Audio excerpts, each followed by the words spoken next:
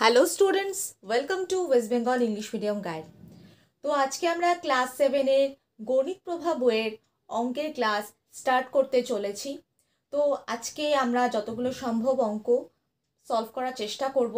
তো শুরু করার আগে বলতে চাই, তোমরা যারা চ্যানেলে নতুন এসেছো অবশ্যই চ্যানেলটা সাবস্ক্রাইব করো, তার সাথে বেল আইকনটা প্রেস করো, যাতে প্রত্যেকটা ভিডিও নোটিফিকেশন তোমরা যথাসময় পেয়ে যাও। আর ভিডিওটা লাইক করতে ভুলো না, ঠিক আছে? তো আমরা আজকে স্টার্ট করব গণিত প্রভা বইয়ের ক্লাস 7-এর ওয়েস্ট বেঙ্গল বোর্ডের বেঙ্গলি মিডিয়ামের অঙ্ক। তো অঙ্কগুলো খুব মন দিয়ে দেখো, আমি কিন্তু পুরোপুরি এক্সপ্লেন করব অঙ্কগুলো কিভাবে আমি সলভ করছি। ভিডিওটা স্কিপ করো না, পুরো ভিডিওটা কিন্তু মন দিয়ে দেখো। তাহলে চলো স্টার্ট করি ক্লাস 7-এর গণিত প্রভা বইয়ের ফার্স্ট পেজের অঙ্ক। তো এখানে দেখো প্রথমে কি বলেছে, এখানে কতগুলো বলের ছবি আছে। তো এই বলের ছবি বলেছে মোট সংখ্যার 1/4 অংশ রং করো। তোমরা এরকম অঙ্ক ক্লাস 6-এও করে থাকবে, যেহেতু এটা রিভিশন চ্যাপ্টার, তো সেখান থেকেই তোমরা সমতুল্য অঙ্কগুলো সলভ করে এসছো। তো সেই সমতুল্যের কথা মনে রেখে আজকে আমরা অঙ্কটা সলভ করব। তো এখানে যে অংশটা রং করতে বলেছে, আমরা আগে সেই অংশটাকে লিখব। 1/4 অংশ রং করতে বলেছে। এবার বলেছে মোট বলের সংখ্যা, ঠিক আছে? এই ছবিতে যে কটা বলের সংখ্যা আছে এবার আমরা সেটা গুনে নেব। তো সমতুল্যে আমরা দেখেছি 1/4 অংশ, এরপর আমাদের একটা ইকুয়াল টু সাইন দিতে হবে, তারপর একটা বাই সাইন দেব, এরপর আমরা গুনে নেব মোট কটা বল আছে। তো 1 2 3 4 5 6 7 8 9 10 11 12, তো মোট বলের সংখ্যা আছে 12। তো সমতুল্যের নিয়ম অনুযায়ী যদি আমরা অঙ্কটা সলভ করতে চাই, তা 4-এর ঘরের নামটায় আমাদেরকে দেখতে হবে 12 কিসে আসে। 4-এর ঘরের নামটায় আমরা জানি 12 আসে 3 দিয়ে গুণ করলে, 3 4 12। তো নিচে যে সংখ্যাটা দিয়ে গুণ করতে হবে সমতুল্য বের করতে গেলে, ওপরেও মানে লবের অংশকেও কিন্তু আমাদের সেই সংখ্যা দিয়ে গুণ করতে হবে। তাহলে আমাদের কি আসবে, 3 4 12 হরে এসছে, আর লবে আসবে 3 1 3। তাহলে মোট বল ছিল 12টা, আমরা 1/4 সমতুল্য করে বের করলাম 3 4 12, আর এখানে এলো 3 1 3। তাহলে এই 12টা বলের মধ্যে 3টে বল রং করলেই আমাদের মোট বলের 1/4 অংশ রং করা হয়ে যাবে। তো 3টে বল আমরা এইভাবে রং করে দেব। তো হয়ে গেল আমাদের মোট বলের 1/4 অংশ রং করে যাওয়া। তা চলে যাচ্ছে এবার নেক্সট অঙ্কে। তো এবার চলে যাচ্ছি আমরা নেক্সট অঙ্কে। তো নেক্সট অঙ্কে দেখো এখানে কতগুলো ফুল দিয়েছে, এই ছবির ফুলগুলির মোট সংখ্যার 1/3 অংশ রং করো। সেই আগের অঙ্কের মতনই আমরা করব। তো আমাদের এখানে যত অংশ রং করতে বলেছে সেটা আগে লিখে নেব, এবং তার সমতুল্য আমরা বের করার জন্য আমাদের আগে টোটাল কতগুলো ফুল আছে সেটা আগে জানতে হবে। তো 1 2 3 4 5 6 7 8 9, এখানে মোট ফুল আছে দেখছি 9টা। তো এখানে 3-এর ঘরের নামটায় 9 কিসে আসে, 3 তিরিক্ষে 9। আর ওপরেও নিচে যখন হর অংশকে আমি 3 দিয়ে গুণ করেছি, ওপরে লব অংশকেও আমাকে 3 দিয়েই গুণ করতে হবে। তাহলে 3 1 3। তাহলে এখানে 1/3 সমতুল্য বেরোলো 3-এর 9। তা আমাকে 9টা ফুলের মধ্যে আমাকে 3টে ফুল এখানে রং করতে হবে।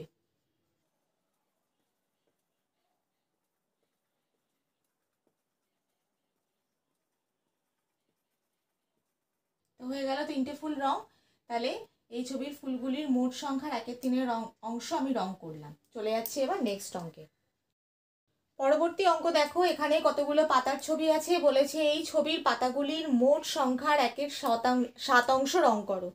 তো এখানে যে অংশটা বলেছে সেটা আমরা লিখে নেবো আগে, কত অংশ রং করতে হবে।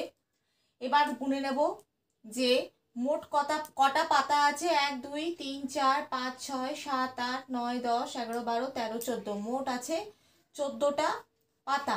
তো এখানে 7-এর ঘরের নামটায় 14 কিসে আসে, 7 দুগুণে 14। তো নিচে হরকে যখন 2 দিয়ে গুণ করা হয়েছে, ওপরে লবকেও 2 দিয়ে গুণ করলে 2 1 2। তাহলে 14টা পাতার মধ্যে আমাকে দুটো পাতায় রং করতে হবে। তাহলে হয়ে গেল মোট পাতার 1/7 রং, মানে মোট পাতা 14টা, তার মধ্যে দুটো পাতা আমি রং করলাম। চলে যাচ্ছি নেক্সট অঙ্কে। তো এখানে কিছু টাকা এখানে দিয়ে দিয়েছে, 10 টাকা, 5 টাকা, 1 টাকা আর 4টে 2 টাকার কয়েন। তো এর একের 3 অংশ নিজে আঁকো। তো আমরা প্রথমেই দেখে নেব যে মোট কত টাকা আছে। তাহলে এই 10 টাকা যোগ 5 টাকা হলো 15 টাকা, 15 যোগ 1 16, 17 18, 19 20, 21 22, 23 24। তো মোট এখানে আছে কত? 24 টাকা। তো আমি এখানে লিখে দিলাম মোট আছে 24 টাকা।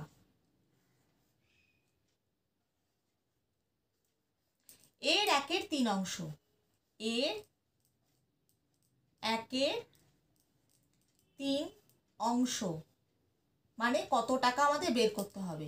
তাহলে 24 টাকা এর মানে হলো গুণ, তার একের 3 অংশ মানে এবার আমরা কি করব? কাটাকুটি করব। 3 দিয়ে 24কে কাটবো, কত হবে? 8।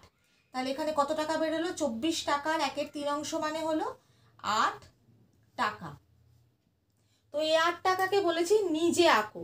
তো এখানে আমরা জানি কি 5 টাকার কয়েন আমরা এখানে ব্যবহার করতে পারি, 2 টাকার কয়েন ব্যবহার করতে পারি, আর 1 টাকার কয়েন ব্যবহার করে আমরা 8 টাকা আঁকতে পারবো। তো আমরা এখানে প্রথমেই একটা 5 টাকার কয়েন এঁকে দিলাম, যোগ 2 টাকার কয়েন এঁকে দিলাম, তাহলে হলো 7 টাকা। তার সাথে আমরা 1 টাকার কয়েন এঁকে দিলাম। তাহলে এই 3টে কয়েন মিলিয়ে আমার হয়ে গেল 8 টাকা। চলে যাচ্ছি পরবর্তী অঙ্কে। পরবর্তী অঙ্ক, মোট 6 জন ছেলে মেয়ের একের 3 অংশ মেয়ে, তবে মেয়ের সংখ্যা কত? তাহলে এখানে মোট ছেলে মেয়ের সংখ্যা কত? 6 জন। তার এর একের 3 অংশ হলো শুধু মেয়ে। তাহলে আমরা 6-এর একের 3 অংশ করলেই আমরা পেয়ে যাব কজন মেয়ে আছে। তাহলে 6 এর মানে হলো গুণ, তার একের 3 অংশ, 3 দিয়ে 6কে কাটলাম, তাহলে কত হলো? 2। তাহলে 2 জন মেয়ে।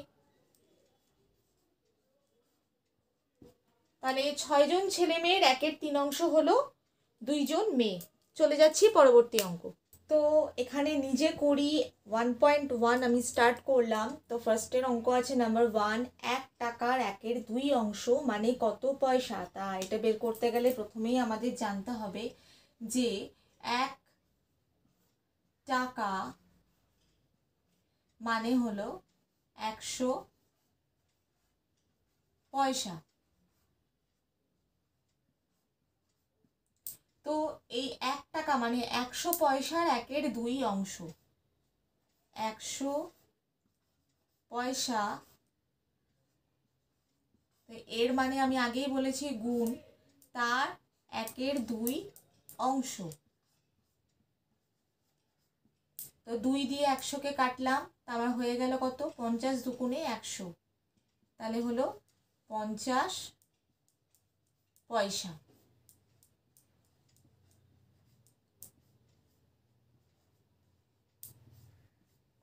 তো 1 টাকার একের 2 অংশ মানে হলো 50 পয়সা।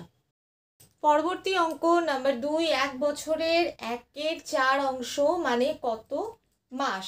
এখানে আমরা প্রথমেই দেখব যে আমাদের এককগুলো কি ব্যবহার করা হচ্ছে। আগের অঙ্কে যেমন টাকা পয়সা ছিল, টাকা আর পয়সার মধ্যে আমরা সম্পর্ক করে অঙ্ক করেছি। এই অঙ্কে আছে বছর আর মাস, তাহলে বছর আর মাসের মধ্যে সম্পর্ক করে আমাদের অঙ্ক করতে হবে।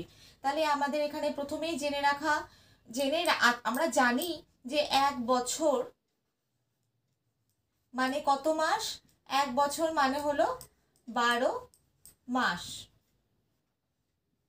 তো এই 12 মাসকে ধরেই আমাদের এগোতে হবে।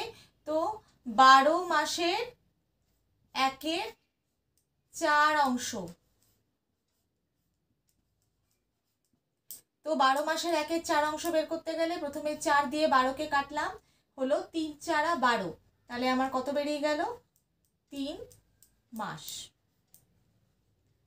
তাহলে 1 বছরের একের 4 অংশ মানে হলো 3 মাস। এটাই হয়ে গেল উত্তর। পরবর্তী অঙ্ক নাম্বার 3, 4 টাকার 5-এর 8 অংশ মানে কত টাকা কত পয়সা? তো আবার এখানে টাকা আর পয়সার মধ্যে সম্পর্ক করছি। তাহলে 1 টাকা যদি 100 পয়সা হয়, তাহলে 4 টাকা কত হবে? 100 গুণ 4 মানে 400 পয়সা। তাহলে 400 পয়সার 5-এর 8 অংশ, 400 পয়সার 5-এর 8 অংশ। 8 দিয়ে আমি 400-কে কাটলাম মানে কিন্তু ভাগ করা বোঝায়, ঠিক আছে? আশা করছি এটা তোমরা জানো, তাই আমি আগে মেনশন করিনি। যদি না জেনে থাকো তাহলে জেনে রাখো, কাটলাম মানে ভাগ করলাম, মানে 8 দিয়ে আমি 400-কে ভাগ করলাম। তো ভাগ করলে কি হবে? 5-8টা 40, 40 চলে গেল, পড়ে রইলে একটা শূন্য, শূন্যটা বসে যাবে। এবার এই লবে আর লবে কি করবো? গুণ করে দেবো। 5 0 0, 5 5 25, তাহলে বেরিয়ে গেল কি 250 পয়সা। তো এখানে তো শুধু তো পয়সায় চাইনি উত্তরটা, আমাদের চেয়েছে টাকা আর পয়সা। তাহলে কি লাস্টের দুটো সংখ্যা হয়ে যাবে কি পয়সা, আর বাকি যে বাদিকে সংখ্যাগুলো আছে সেটা হয়ে যাবে টাকা। তাহলে 2 টাকা 50 পয়সা, ব্যাস।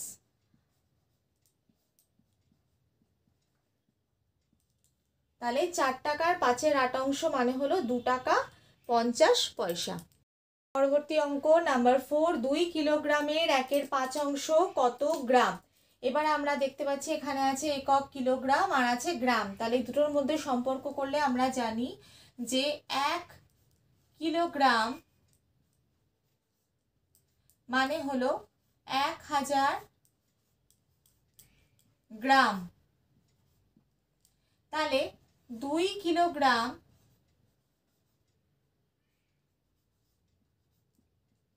1000 গুণ 2 মানে 2000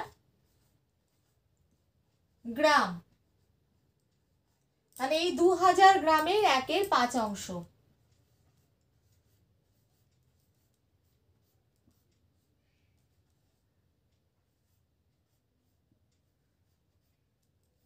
পাঁচ দিয়ে 2000-কে কাটলে 4 5 20, 20 চলে গেল, পড়ে রইল দুটো শূন্য, দুটো শূন্য এখানে বসে যাবে। তো এখানে হয়ে গেল 400 গ্রাম। তাহলে 2 কিলোগ্রামের 1-এর 5 অংশ মানে 400 গ্রাম। পরবর্তী অঙ্ক নাম্বার 5, 5 লিটার 2 ডেসিলিটারের 1-এর 2 অংশ মানে কত লিটার কত ডেসিলিটার? তাহলে আমরা আগে রূপান্তর করব। 5 লিটার 2 ডেসিলিটার মানে কত ডেসিলিটার আগে আমরা দেখে নিই। তাহলে 5 লিটারকে আমরা যদি 10 দিয়ে গুণ করি তাহলে আমাদের কি বেরোবে? 50 ডেসিলিটার। সেই 50 ডেসিলিটারকে আমরা 2 ডেসিলিটার দিয়ে যোগ করব।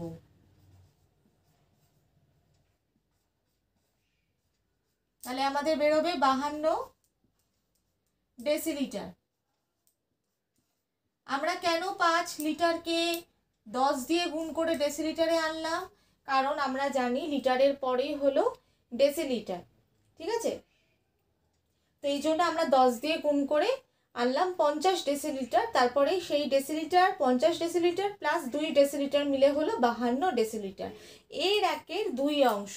তাহলে 52 গুণ 1-এর 2 অংশ মানে কত? 2 দিয়ে 52-কে কাটলে কত হয়?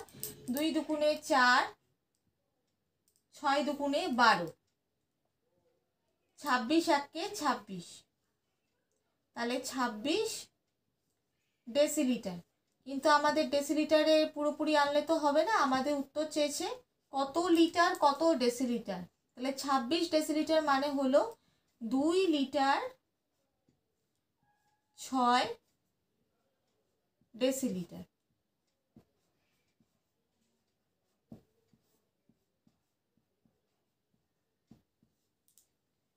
চলে যাচ্ছি পরবর্তী অঙ্কে।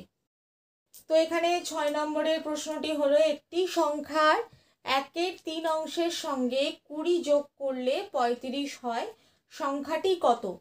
তো আমাদের এখানে আমরা ক্লাস 6-এ অলরেডি অ্যালজেব্রা শুরু করে দিয়েছি, তাই আমরা এখানে এক্স ধরে অঙ্কটা করব। তাহলে একটি সংখ্যা যখন এখানে আমাদের দেওয়া নেই, তাহলে আমাদের সংখ্যাটা ধরে নিতে হবে এক্স। এইভাবে লিখবে, মনে করি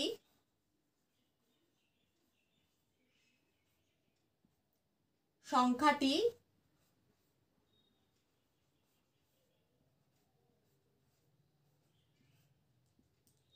এক্স। তাহলে একটি সংখ্যার 1/3 অংশ। তাহলে প্রশ্নানুযায়ী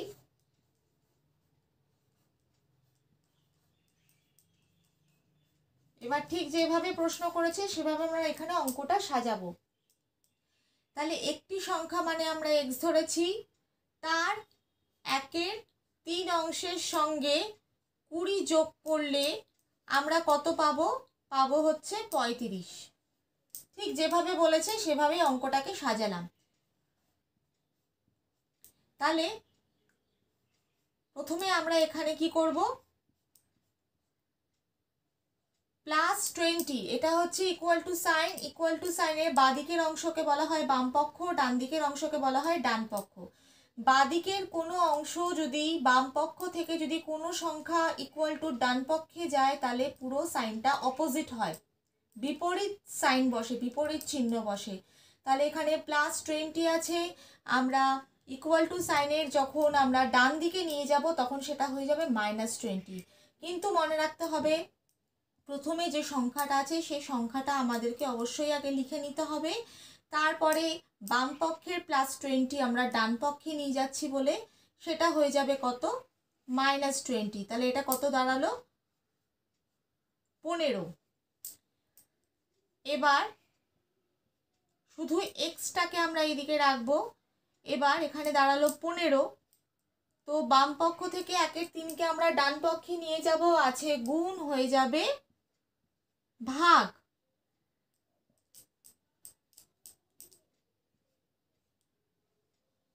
তাহলে আমাদের কত দাঁড়াবে? যদি ভগ্নাংশের ক্ষেত্রে এরকম ভাগ থাকে তাহলে আমরা সেটাকে গুণ করে উল্টে দিই, সংখ্যাটা যা থাকে ঠিক তার উল্টো করে দিই। 1/3 আছে মানে এখানে হয়ে যাবে 3/1। ঠিক আছে, তাহলে এখানে কি হলো? লব আর লব এবার গুণ করে দেবো। 3 15 45। নিচে 1 লেখার কোনো অর্থ নেই, কারণ হরে যদি 1 থাকে তার কোনো ভ্যালু থাকে না, 1 লেখার কোনো এখানে দরকার নেই। তাহলে আমার এক্স কত দাঁড়ালো? এক্স দাঁড়ালো 45। তোমরা উত্তরটা এইভাবে সাজিয়ে লিখবে যে সংখ্যাটি হলো 45। ঠিক আছে, তো তোমরা যদি অঙ্কটা মনে করো যে না অঙ্কটা ঠিক হলো কিনা সেটা আমরা কি করে বুঝবো, তো উত্তর দিয়েই তোমরা অঙ্কটা ঠিক এই লাইনটা সাজিয়ে লিখে দেখতে পারো। যেমন আমাদের উত্তর বেরিয়েছে 45, তাহলে আমরা এক্স এর মান যখন 45 বেরিয়েছে আমরা দেখে নিই 45-এর 1/3 যোগ 20, এই তো আছে অঙ্কটা। দেখি আমাদের 35 বেরোয় কিনা। 3 15 35, সরি 3 15 45, তাহলে এখানে 15 বেরোলো যোগ 20, তাহলে আমাদের কত দাঁড়ালো? 35। তার মানে আমাদের অঙ্কটা একদম ঠিক আছে। এটা হচ্ছে তোমাদের নিজেদের চেক করার জন্য বললাম, এটা কিন্তু অঙ্কের অংশ না। আমি শুধু তোমাদের দেখালাম যে আমি যে ওয়েতে অঙ্কটা করালাম তোমাদেরকে সেই ওয়েতে অঙ্কটা ঠিক আছে কি নেই, এটা তোমাদের নিজেদের চেক করার জন্য এই প্রসেসটা দেখালাম। এমনি অঙ্কটা হলো এরকম। চলে যাচ্ছি পরবর্তী অঙ্কে। এবার শুরু করছি 7 নম্বর অঙ্ক। হিসাব করে দেখি 5-এর 7-এর 2 গুণের সঙ্গে কত যোগ করলে 3 পাবো। তাহলে প্রথমেই আমরা ধরে নেব যে সংখ্যাটা দেওয়া নেই সেটা হচ্ছে এক্স। মনে করি সংখ্যাটি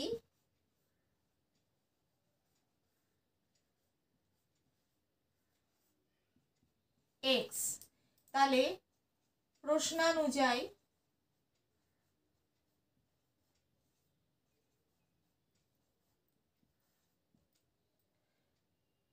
পাঁচের 7 এর 2 কত যোগ করলে, এখানে সেই জায়গায় আমি এক্স বসাবো, তাহলে আমরা কত পাবো? 3 পাবো।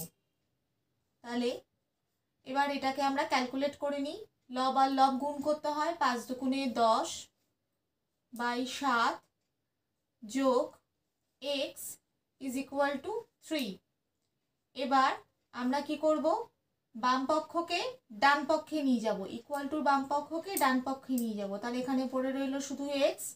বাম পক্ষে 10/7 আছে প্লাস অবস্থায়, সেটাকে ডান পক্ষে নিয়ে হয়ে গেলে তাহলে হয়ে যাবে মাইনাস। তাহলে প্রথমেই যে সংখ্যাটা আছে সেটা লিখে নেব, -10/7। তাহলে আমার কি দাঁড়ালো, এখানে লসাগু হবে, এর নিচে যেহেতু কিছু নেই তাহলে লসাগু হলো 7। তাহলে এই 3-এর নিচে যেহেতু কিছু নেই আমাদের ডাইরেক্ট ইনটু হয়ে যাবে, 3 × 7 হবে 21। এবার এই 7 দিয়ে এই 7টাকে কি করব, ডিভিশন করব, ভাগ করব। 7 1 7, ঠিক আছে। সেই 1কে 10 দিয়ে গুণ করব, 10 1 10। তাহলে আমার কত বেরোলো, 21 - 10 বেরোলো 11।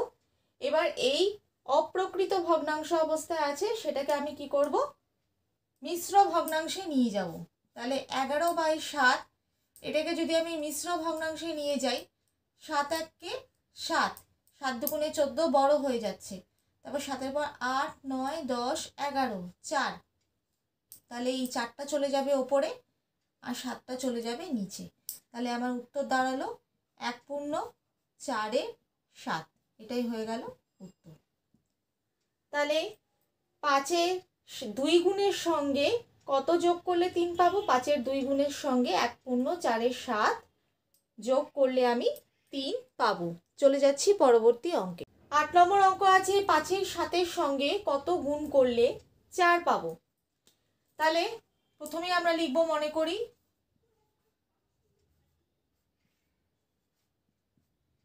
x গুণ করলে, কত গুণ করলে সেই জায়গাটা আমরা ধরে নিলাম, x ধরে নিলাম। তাহলে প্রশ্নানুযায়ী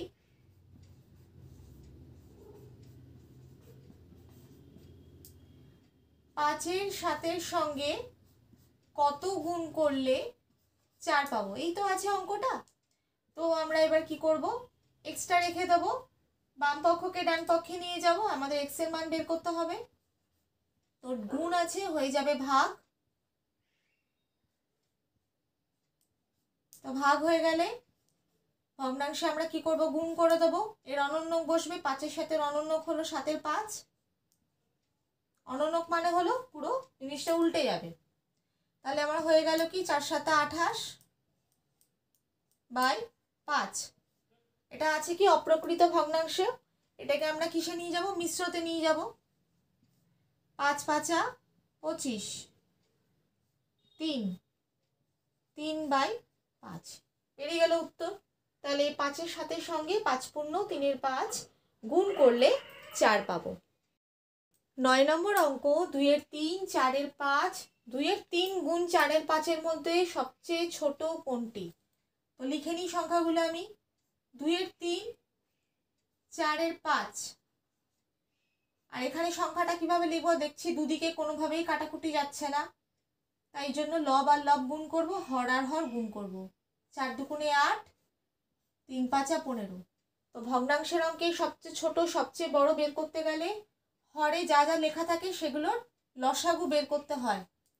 হরে আছে 3 5 15, এই 3টে হর আমি লিখে নিলাম। এবার লসাগুটা বের করবো, প্রথমে 3 দিয়ে যাবে, 3 1 3, 5 যাচ্ছে না, 5 লিখে দিলাম, 3 5 15। এবার যাবে 5 দিয়ে, 5 1 5, সরি 5 দিয়ে 1 যাচ্ছে না, 1 বসে গেল, 5 1 5, 5 1 5, আর এখানে 3 5 15। তাহলে আমার লসাগু বেরোলো 15। তো নিয়ম হলো প্রত্যেকটা হর দিয়ে এই লসাগুকে প্রথমে ভাগ করতে হবে, ঠিক আছে। তো প্রথমটা আমি ধরলাম 2-এর 3, 2-এর 3-এর হর কি 3, এই 3 দিয়ে 15কে ভাগ করতে হবে। লসাগুটা লিখলাম, ভাগ 3, 3 5 15, ভাগফল বেরোলো 5। তাই এবার পুরো সংখ্যাটা আমি এইভাবে লিখব, ভাগফলটা দিয়ে ইন্টু করে দেবো, 5 দিয়ে দুটোকে লব আর হরকে গুণ করে দেবো। 5 দুগুণে 10, 3 5 15, 10/15 হয়ে গেল 2 এর 3-এর অঙ্ক। এবার আসছি 4-এর 5। 4-এর 5-এ হর দেখছি 5, লসাগু 15। তো 15 দিয়ে 5কে 5 দিয়ে 15কে ভাগ করব। 3×5 = 15। তাহলে 4-এর 5 ভাগফল বেরিয়েছে 3, 3 দিয়ে গুণ করছি, 3×4 = 12, 3×5 = 15। ঠিক আছে, লাস্ট আছে 8-এর 15। এই 15 দিয়ে এই 15কে ভাগ করতে হবে। তো 15 ভাগ 15 কত বেরোলো? 1। এবার 8-এর 15টা লিখব, গুণ 1 1, যেহেতু ভাগফল 1 বেরিয়েছে তা 8-এর 15। পরিষ্কার বোঝা যাচ্ছে সবচেয়ে ছোট কোনটা? সবচেয়ে ছোট হলো এই পোর্শনটা। কখনোই কিন্তু উত্তর এগুলোর মধ্যে থেকে লিখবে না, উত্তর কিন্তু এইগুলো হয়। ঠিক আছে, 8-এর 15 মানেই হলো 2/3 গুণ 4/5। তাহলে এই তিনটে ভগ্নাংশের মধ্যে সবচেয়ে ছোট হলো, সবচেয়ে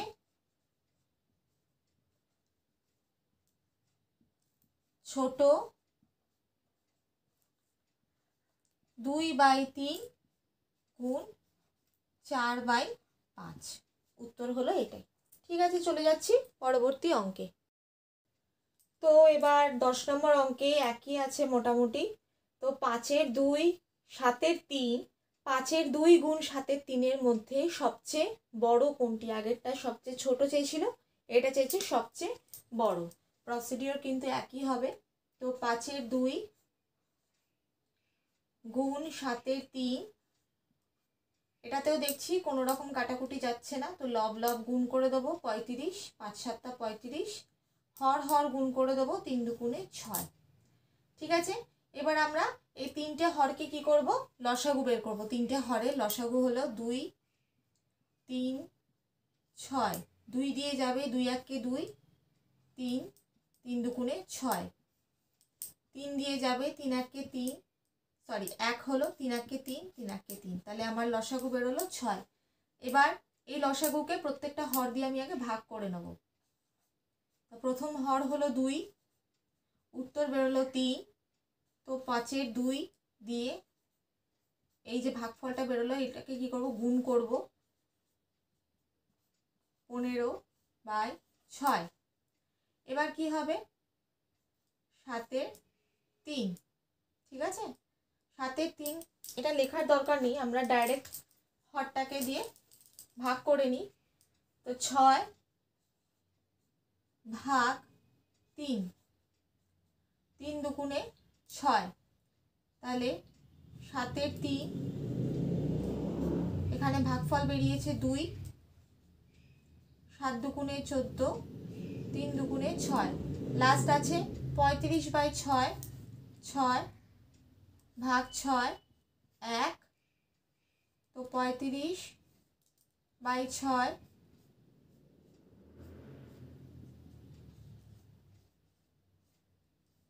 ঠিক আছে। তাহলে আমরা কি দেখতে পাচ্ছি? কোনটা বড়? লাস্ট পোর্শনটা হলো সবচেয়ে বড়। তাহলে উত্তর কি লিখব? সুতরাং 5-এর 2 গুণ 7-এর 3 হলো সবচেয়ে বড়। তাহলে এবার আসছি নাম্বার 11। একটি সংখ্যার 4 গুণ ও ওই সংখ্যার অর্ধেক যোগ করলে সংখ্যাটি হবে 1/2-এর 3। সংখ্যাটি কত? তাহলে আগের অঙ্কগুলোর মতনই এটাতেও ধরে নিই, মনে করি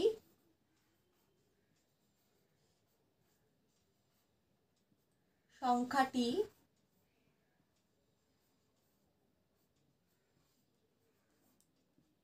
x। তাহলে প্রশ্নানুযায়ী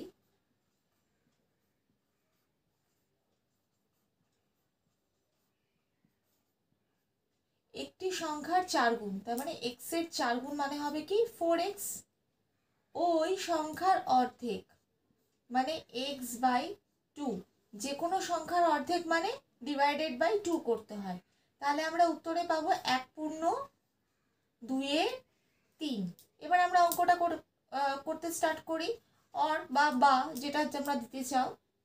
তো এখানে আগে যোগটা করে নেব। এখানে যেহেতু নিচে কিছু নেই, হর অংশে কিছু নেই, তাহলে এখানে হবে কি লসাগু 2। ডাইরেক্ট ইন্টু করতে হবে, 4 দুগুণে 8, 8x প্লাস 2 1 2, 1 হলো x ইন্টু 1 হবে x। এখানে আমরা অপ্রকৃতটাকে মিশ্রতে নিয়ে যাব, 3 1 3, 3 2 5, তাহলে হবে 5/3। তাহলে 8x প্লাস x হচ্ছে 9x by 2 is equal to 5/3। তাহলে এবার এখানে কি করব, 9xটাকে রেখে দেবো, আর 2টা ডিভিশন অবস্থায় আছে, ইকুয়াল টু ডান পক্ষে নিয়ে যাব, মানে ইনটু হয়ে যাবে, ইনটু 2। তাহলে কত দাঁড়ালো, 5 2 মানে 5 দুগুণে 10/3 হলো। এবার কি আছে, এক্স এর মানটা বের করব। তাহলে এক্সটা আছে ইনটু অবস্থা, ওইদিকে ডিভিশনে চলে যাবে, ডিভাইডেড বাই ভাগ 9। তাহলে আমার কি হবে, 10/3 গুণ 1/9। এখানে জায়গা নেই, আমি তাই এখানে করছি।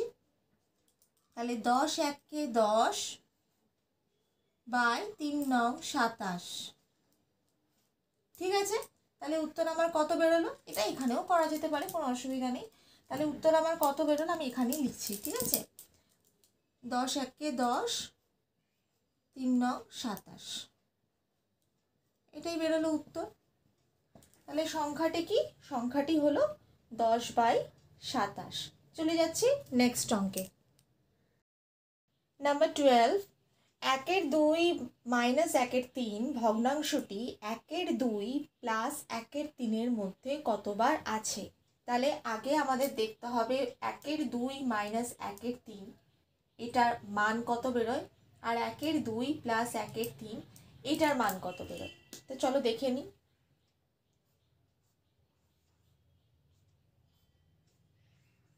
যেহেতু দুটোই মৌলিক সংখ্যা, তাহলে দুটোকে আমরা কি করব, গুণ করে দেবো। লসাগু তো হবে না, গুণ করে দেবো। 3 দুগুণে 6। তাহলে 6কে 2 দিয়ে ভাগ করলে হয় 3, সেই 3কে 1 দিয়ে গুণ করলে হবে 3 1 3। এবার 6কে 3 দিয়ে ভাগ করলে হবে 2, সেই 2কে 1 দিয়ে গুণ করলে হবে 2 1 2। তাহলে এটা হবে 1/6। এবার এটা দেখে নিই, 1/2 প্লাস 1/3,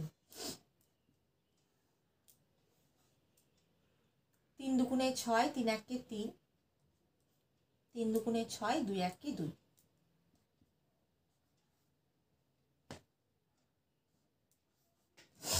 তাহলে এবার কত বার আছে, এরকম বার যখন জিজ্ঞেস করবে তোমাদের কি করতে হবে, এইটার মধ্যে 5/6 মধ্যে 1/6 কতবার আছে। যেমন ধরে নিই একটা পূর্ণ সংখ্যা দিয়ে বলছি, 6 মধ্যে 2 কতবার আছে। তখন আমরা কি করব, 6 মধ্যে 2 আছে 3 বার, মানে 2 2 2, এই 3টে 2 মিলে 6 হয়। তাহলে 6 মধ্যে 2 আছে 3 বার, তা কতবার আছে আমরা কি করে বের করলাম, ভাগ করে। ঠিক এইভাবেই 5/6 মধ্যে 1/6 কতবার আছে, তো 5/6 মধ্যে 1/6 কতবার আছে বের করতে গেলে ভাগ করে দিতে হবে।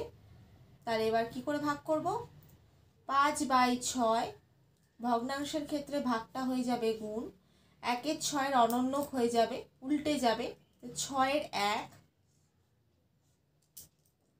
6 দিয়ে 6কে কাটলাম, আর এখানে তাহলে রয়ে গেল শুধু 5/1। নিচে তো 1-এর কোনো হরে অংশে 1-এর কোনো মানে মান নেই, এই জন্য শুধুমাত্র এখানে উত্তর হবে 5 বার।